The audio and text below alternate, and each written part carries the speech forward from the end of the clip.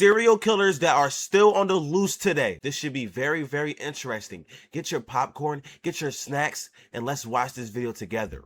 1985, a 45-year-old truck driver stopped near a vending machine in Fukuyama, Japan.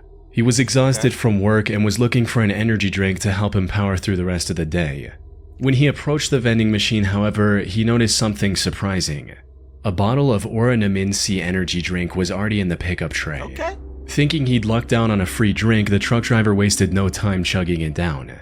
What he didn't know was that this would be the last drink he would ever taste. Instead of the refreshing feeling he was looking for, he felt something horribly wrong with his body.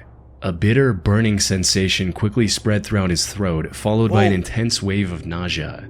It wasn't long before he was lying on the road in excruciating pain. He was rushed to a nearby hospital where doctors discovered a lethal amount of paraquat dichloride in his system. Paraquat is an herbicide that was quite common in Japan at the time. More importantly, it's also highly toxic to humans. When ingested, it can lead to severe nausea, throat inflammation, internal chemical burns, and eventually death. Imagine you being so thirsty, you like, I'm trying to get a drink, you know what I'm saying? I'm just extremely parched. Let me just drink something, you know what I'm saying? And you go to drink something, you thinking it's like, I'm gonna be cool after I drink this. You're not thinking none of it. Whole time you drink it, and then you end up on the floor, basically dead? No, I think this dude did die. That's kind of crazy. Unfortunately, despite knowing the reason for his illness, there was nothing the doctors could do to save his life. So, after hanging on to his life for a month, the truck driver passed away on the 30th of May, 1985. However, after reviewing his haul records, they found no trace of this herbicide or anything remotely linked to it. This left them with only one conclusion. The chemical was mixed into the drink he consumed just moments before collapsing in agony. But with no leads or concrete evidence, they couldn't determine whether it was a murder or self-inflicted act, resulting in the case getting shelved for the time being. This is around a time where there's like not a lot of technology, not a lot of cameras and stuff like that. So you can get away with stuff like this easily, bro. If this happened in today's world, gang, that guy who did that would have got caught fastly, bro. But since there was like not a lot of cameras, not a lot of stuff that could help them find out who did it, it's kind of just like, damn, I just got to drop it. That's why a lot of like serial killers from back in the day, like most of them didn't get caught because they didn't have a lot of, you know, resources and stuff like that to help them catch, you know, these killers and stuff like that. Paraquat was readily available in the country at the time. You didn't need any prescription or identification to purchase the chemical, leading to over 1,400 people using it as the poison of their choice in 1984 alone. In other words, the possibility of it being self-inflicted was just as high. However, just as the investigators were about to give up on this case completely, they received tragic news. Another person had fallen victim to the same poison after consuming Oranaminsi on the 5th of September. Then another 6 days later, and one more 2 weeks after that. By this point, it was clear that someone was deliberately poisoning vending machine drinks across Japan. This was the work of a deranged serial killer. The killer was also extremely thorough. He didn't leave any fingerprint or DNA evidence on the drinks he tampered with, and only targeted vending machines with no CCTV cameras nearby. As for why his victims willingly drank the unknowingly poisoned drinks he left behind, that had to do with the buy one get one free promotion Oranaminsi was running around the time to entice younger consumers. However, since some people only wanted the one drink, they often left the second free drink near the vending machine as a gift for the next person. This was common enough that people didn't find the laced drinks suspicious and drank them without a second thought. Sadly, this method was terribly effective. By the end of the year, this mysterious vending machine killer had claimed the lives of 12 victims and had severely injured 35 more. But as I mentioned earlier, this killer was a master of hiding his tracks. He operated all across western and central Japan, as well as Tokyo, making it near impossible for investigators to pinpoint his location. The lack of evidence also made it difficult to figure out his motive. Some speculated that he was doing all this to extort money from Otsuka Pharmaceutical, the company that made Oranaminsi. This is because in 1984, a group called the Mystery Men with 21 Faces threatened to poison food products unless the companies paid them money. So some believed that the vending machine killer was a copycat and wanted something similar. However, this theory didn't last very long because Otsuka Pharmaceutical didn't receive any demands or extortion letters from the perpetrator. Additionally, the killer also began using other drinks, like the drink Real Gold and even Coca-Cola. This boy out here poisoning all of the drinks, bro. Like, this guy is really a savage, bro. I damn near don't want to drink out no vending machines. I know this is like, what, 3 years ago, but like, this shit got me never want to drink out no vending machines ever again. People are really just like what do people what are you going in people's minds, bro? He stated, "It is not uncommon for Japanese who live under tremendous pressure, both on the job and in overcrowded communities, to let out their frustrations by hurting someone else. The person responsible may even wait around to see who buys the poisoned drink. He or she may find this is a kind of exhilarating release from the tensions of life in Japan." But even if this was the truth, it still didn't bring investigators any closer to catching the suspect. That boy on Left with no other options, the authorities turned to the public and launched a nationwide campaign on the 27th of September. They placed signs and distributed leaflets telling people to avoid suspicious free drinks and to properly inspect the cap seals on their beverages before consumption. Hey, man. They also instructed vending machine owners to investigate their stock for any anomalies and told chemical shops to monitor their customers more closely. Shut down every vending It's machine, unclear bro. how effective this campaign was, as the number of victims kept increasing even after its launch. But then something unexpected happened. On the 17th of November, the murder spree stopped completely after the death of a 17-year-old girl. She was the only female to have died from the poisoning. It's possible that the person who committed these atrocities had a moral code against harming women, though that's nothing more than a baseless speculation. The crazy thing is, this bull probably still alive, bro. He probably still alive, knowing damn well he done all this stuff, you know what I'm saying? Probably got a wife and kids and everything, knowing he done something like this, bro. That's crazy, bro. That's a crazy story right there, bro. Little Rock serial stabber. On April 11, 2021, the Little Rock Police Department received a distress call from South Pulaski Street regarding a potential homicide. When they arrived at the scene, they found a middle-aged woman lying on the street with stab wounds all over her body. Ooh. This woman turned out to be 41-year-old Deborah Walker. She was homeless at the time and was living on the streets when this incident happened. Aww. She was quickly taken to the hospital where medical staff discovered that she had been stabbed at least 15 times. Jeez. Despite lying on the street, bleeding for what may have been hours, she miraculously survived and managed to regain consciousness the same day. Wow. Investigators also visited her in the hospital to gather any information she could provide about her attacker. Unfortunately, she was attacked somewhere between 1 and 4 a.m. It was still dark outside, and all that she saw was that her attacker was a tall, African-American male with a slender build. Now, in most other similar cases, such limited information would hardly be enough to generate any leads. But in this instance, the description Deborah provided left the investigators in disbelief. That's because her attacker's profile closely matched the perpetrator of another incident that took place about 8 months earlier in the surrounding area. The victim of that incident was 64-year-old Larry Eugene McChristian. He was living in Little Rock with his daughter Sarah, who was on probation at the time. On the 20th of August 2020, he had a medical emergency and was taken to the hospital in an ambulance. He was discharged from the hospital the next morning. However, when the hospital staff tried to contact Sarah so she could pick him up, she wasn't answering her phone. So they gave Larry the information about a nearby homeless shelter and a bus token to get there. Later that day, Sarah came to the hospital looking for her father, only to learn that he'd been discharged hours ago. She then reached out to the homeless facility Larry was told about, but they didn't know anything about his whereabouts either. The only option she had was to file a missing persons report and wait for the police to find Larry.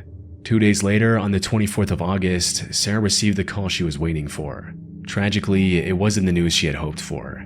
According to the official report, the Little Rock Police Department found Larry's body on South Gaines Street at around 2 a.m. Oh no. They identified him by the hospital discharge papers he had on him. More importantly, he had multiple stab wounds on his body and was unfortunately already dead by the time the police arrived. His death was declared a homicide, and the investigators began looking for clues almost immediately. This proved quite impossible at first, since there were no witnesses and there wasn't anything that could be used as evidence at the crime scene. However, after inspecting the surrounding houses, That's what I'm talking about, bro. They got cameras nowadays, bro. You're not getting away with none of that nowadays, bro. You know what I'm saying? Obviously, this dude got away because the title literally says serial killers that are still on the loose today. But, like, they still had cameras and stuff like that. Back in the day, like, that's why the Japan case never was solved, where they didn't know who the boy looked like. Because there was no cameras. There was nothing to even know or have any even clues of what the guy looked like.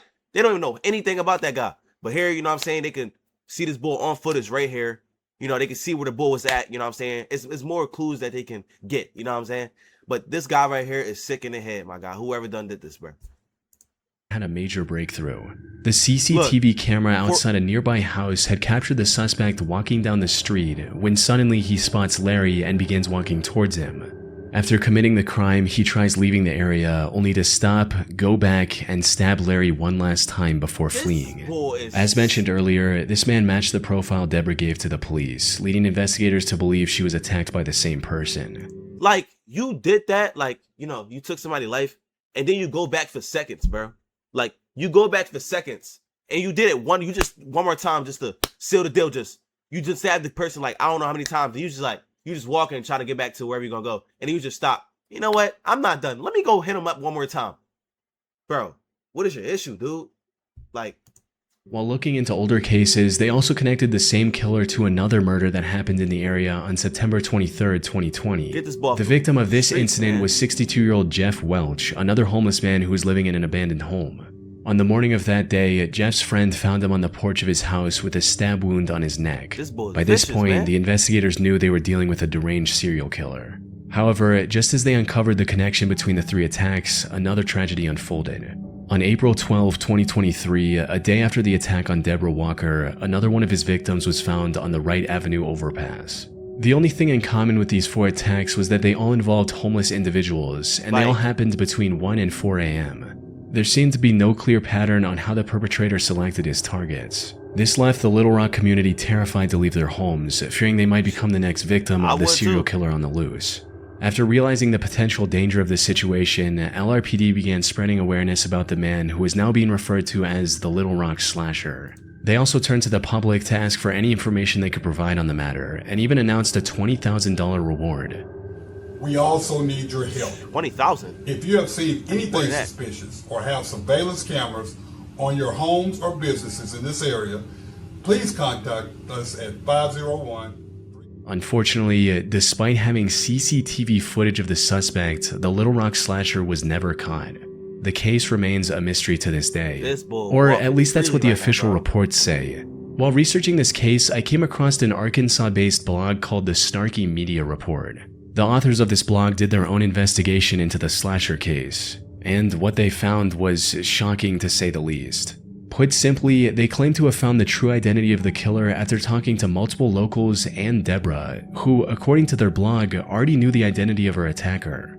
They also uncovered many details about this supposed killer, including his criminal record, which reveals that he has already served 2 prison terms in Arkansas for felony convictions of domestic violence. Also, his history with drug abuse and how it made him very agitated and violent. The authors of this blog also claim to have contacted the alleged killer's previous landlord, who gave them this image of the perpetrator.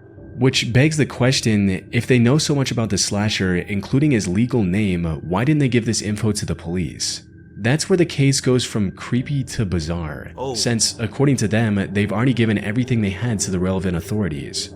Despite this, the Little Rock police didn't make any progression in catching the serial killer. Snarky Media also published a video of the Little Rock mayor and police chief refusing to answer questions about the case. This seems to hint at something incredibly shady going on behind the scenes. That said, there's no way for me to confirm if the authors of the Snarky Media blog are telling the truth. For all we know, their whole investigation is made up, and this is just some random guy who has nothing to do with the 4 attacks, and it's all a ploy to make the Little Rock Police Department look bad. Most of the information they've gathered seems to check out with what's released publicly by the authorities. The only discrepancy in their investigation is the age of the suspect. Officials believe the slasher to be young, possibly in his 20s, but the authors of this blog state that the person they found was 46 years old. Unfortunately, this is where the leads end. Whether Snarky Media is telling the truth or not remains uncertain. What is certain, however, is that the case remains unsolved to this day. The Little Rock Slasher is likely still out there and can continue his murder spree at any moment. This boy on the loose, man. Like, come on, dude.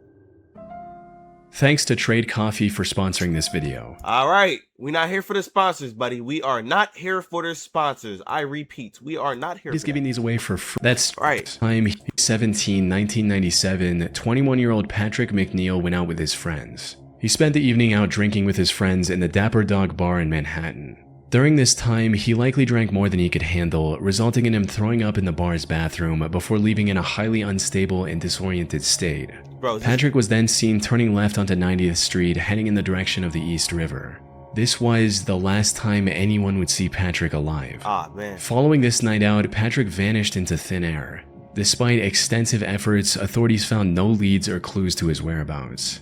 That is until April 7, 1997, when Patrick's lifeless body was found in the East River 50 days after his disappearance. Duty Sergeant of the NYPD's Special Investigation Division, Kevin Gannon, was called to the scene to assist with the body's recovery and examination. Kevin had been a seasoned detective for years, and by this point there was little that could surprise him. However, the circumstances surrounding Patrick's death disturbed him to his core. The more he looked into it, the more strange the situation became. For instance, Kevin noted that Patrick's body wasn't decomposed. I'm just thinking about it, like, I know this is random and stuff like that, but think about how many, like, bodies is in this river right now. Like, there's probably hundreds and thousands of bodies just in this river right now. That's just unfound, bro. Like, that is kind of crazy. I know it's probably like, why do you even think about that? But like, think about it, bro. Like, bodies get found all the time in rivers and stuff like that. They just come up and stuff like that. Think about how many of them is in there. How many people that are dead that's probably in there right now that we don't even know about. It's kind of crazy, bro. Enough to have been floating in the river for a week, let alone the past 50 days. He also found burn marks on Patrick's body, hinting at the possibility of him being restrained prior to his death. Kevin knew that something wasn't right. Unfortunately, due to the complete lack of evidence pointing to the contrary, Patrick's death was ruled as an accident. Kevin kept thinking over this feeling for the next year before coming across a case that reinforced his suspicions even further. On February 13, 1998, another body was found in the same stretch of water. This body was later identified as 22-year-old Lawrence R. Andrews, who had gone missing on New Year's Eve after celebrating the event with his friends in Times Square. After getting on the case, it didn't take long for Kevin to notice eerie similarities between the two cases, as both bodies were found within yards of each other. Both of them were also young Caucasian males and were on track to have successful careers. They both disappeared in one of the most crowded cities in the world without any trace as well. Most importantly, Kevin also found similar oddities in both cases, where the bodies were a lot less decomposed than they should have been, and there were burn marks indicating possible restraints before their death. Lawrence's case prompted Kevin to look for other similar cases across the US. He enlisted the help of fellow detective Anthony Duarte and a criminal justice professor, Dr. Lee Gilbertson. Together, they began investigating these cases, and soon a chilling pattern began to emerge. In total, they found 45 different instances of young men dying under shockingly similar circumstances as Patrick and Lawrence. Whoa. Most of them went out for a night of drinking, became more intoxicated than usual, disappeared shortly after, and were later found dead in some body of water. Jeez, my God.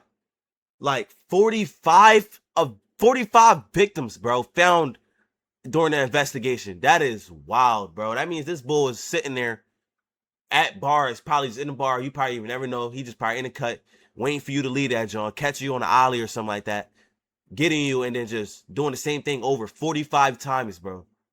That is crazy. And the fact is that bro didn't even get caught for none of this, bro. GG's, bro.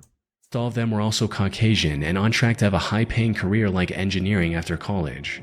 Most disturbingly, however, they also found graffiti of smiley faces near the bodies of at least a dozen different victims. This led to the three investigators creating the smiley face murder theory. According to this theory, these 45 and possibly many other deaths from the 1990s to 2010s weren't accidents in the slightest. Instead, they were murders committed by a single deranged person or an organized group of serial killers. This is the only logical explanation they could find to justify the many oddities and similarities in these incidents. That said, while this theory makes complete sense to some people, others aren't convinced one bit. Criminal profiler Pat Brown, for instance, called this theory ludicrous. She believes that the idea of connecting smiley faces, one of the most common graffiti symbols, with murders is just absurd, stating, "It's not an unusual symbol. If you look in any area 5 miles square, I bet you could find a smiley face." She's not lying though. The FBI also completely denied this theory in a statement, reading, "The FBI has reviewed the information about the victims provided by 2 retired police detectives who have dubbed these incidents the smiley face murders and interviewed an individual who provided information to the detectives. To date, we have not developed any evidence to support links between these tragic deaths or any evidence substantiating the theory that these deaths are the work of a serial killer or killers. The vast majority of these instances appear to be alcohol-related drownings." However, despite these setbacks, the 3 men have stuck with their theory. How you gonna read all of that and then how you gonna read everything but read the last sentence, bro? You literally just sat here and read the whole thing and then just skipped out my last sentence, my guy. I was reading it with you. That's besides the point, y'all. this is a crazy case right here, bro. But like the lady do got a point, like smiley face R, like you see that a lot, like the graffiti, like whatever you want to call it. But like, I'm mad about how you just read this and not finish the whole entire sentence, bro. You can't just do that.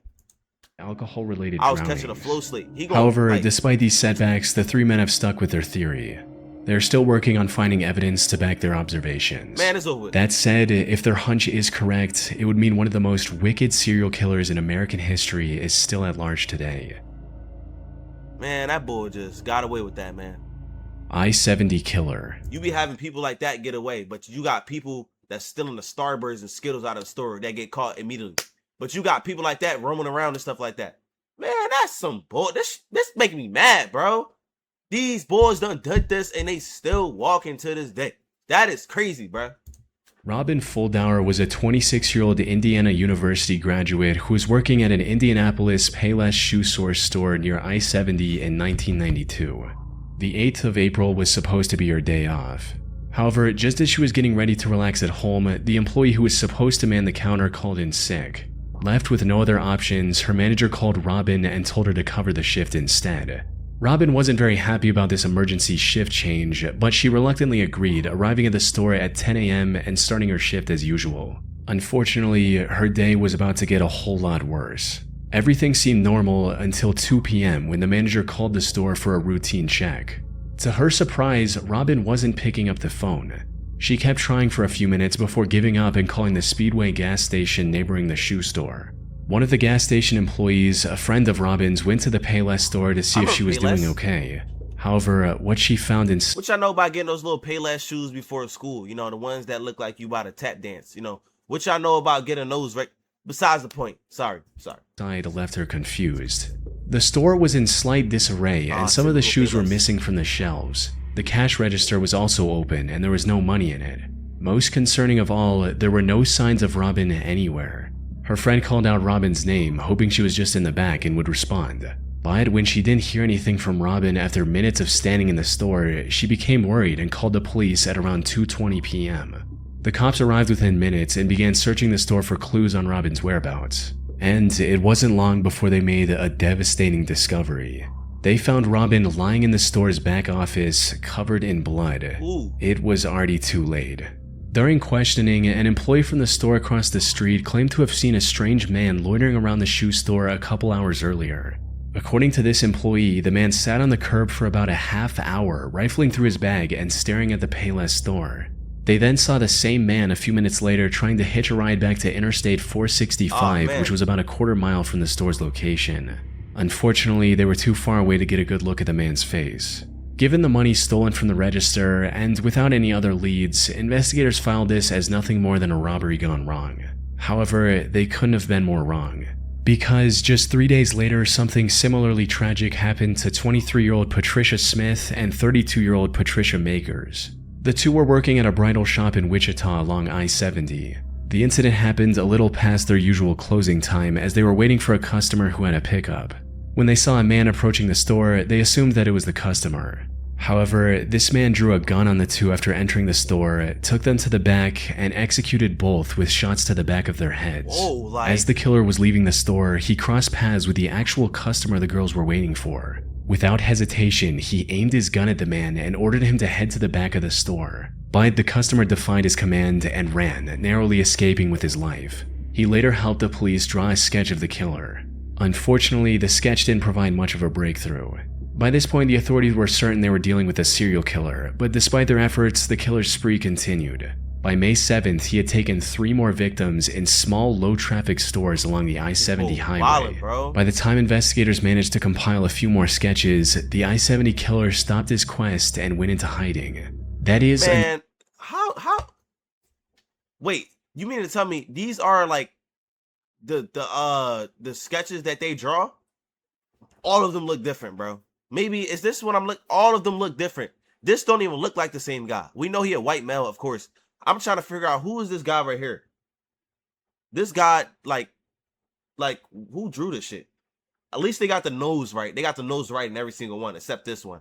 But we know there's a white male, man. This boy look like this. I don't know, man. This sketch is not helping out anything. More sketches. The I-70 killer stopped his quest and went into hiding. That don't need to is hide. until 1993, when he claimed 3 more victims along I-35 in Texas. He tried to hide his identity by changing his weapon, but the investigators were quick to notice the similarities. One of his victims, Vicky Webb, also managed to miraculously survive after getting shot in the neck. Damn. If he were ever caught, Vicky's testimony would have been crucial in bringing him to justice. Though, the I-70 killer was never found, and the case went cold for nearly 3 decades. However, then, in 2021, investigators released CCTV footage of a murder that happened in 2001. The suspect in this footage looks strikingly similar to the I-70 killer sketches, potentially giving authorities the lead they need to finally catch him. It's likely only a matter of time before he runs out of places to hide and is captured. But for now, he's still out there, evading police and leaving the case unresolved. We can only hope he doesn't take any more victims in the meantime. Man, he done. He's retired. Bro, it's kind of crazy that like cases like this never get solved, bro. And there's like way more cases like this that's not solved, bro. Like, it's kind of tragic. New Paddock, bro. I'm not gonna lie, bro. RIP to everybody that lost their life, bro. This is kind of crazy.